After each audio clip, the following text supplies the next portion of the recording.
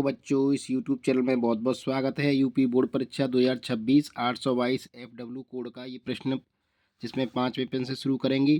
सेक 45 का मान होता है तो सेक 45 का मान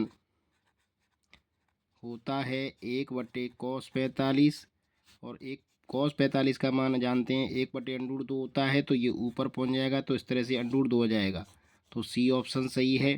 यदि 1/x माइनस 1/y बराबर 1 और 1/x प्लस 1/y बराबर 2 तो x का मान देखिए यहाँ दोनों समीकरण दिए हुए हैं और एक दूसरे के कंजुगेट समीकरण हैं। x 1/x 1/y बराबर 2 दोनों को जोड़ देंगे। जोड़ने पर ये बाई कट जाएगा। 1/x 1/x 2/x हो जाएगा और ये एक और 2 हो जाएंगे 3। तो ये 3 इसके नीचे आ जाएगा। x की जगह पर ये 3 की जगह पे x चला जाएगा।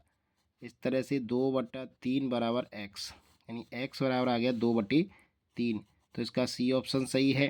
यहाँ 8/x बराबर x/8 है तो इसके मूल होंगे 8/x बराबर x/8। कैंची का गुणा कर देंगे हम यहाँ से तो 8 8 64 हो जाएगा और x into x x square हो जाएगा। अंडर लेंगे तो x बराबर आ जाएगा प्लस माइनस 8 8 64 8 आ जाएगा प्लस माइनस 8 यानी ए ऑप्शन इसका सही है।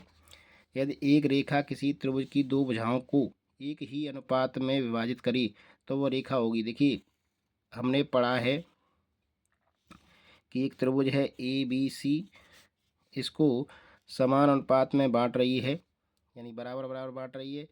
तो ये हो गई हमारे पास DE लाइन। अगर ये बराबर बराबर काट रही है यानी ये वाला हिस्सा बराबर इसके और ये वाला हिस्सा इसके यानी ये मिड पॉइंट पर काट रही है तो ये समझ लीजिए ये लाइन इसके समांतर होगी। DE समांतर होगी BC के तो तीसरी भुजा के समांतर होती है।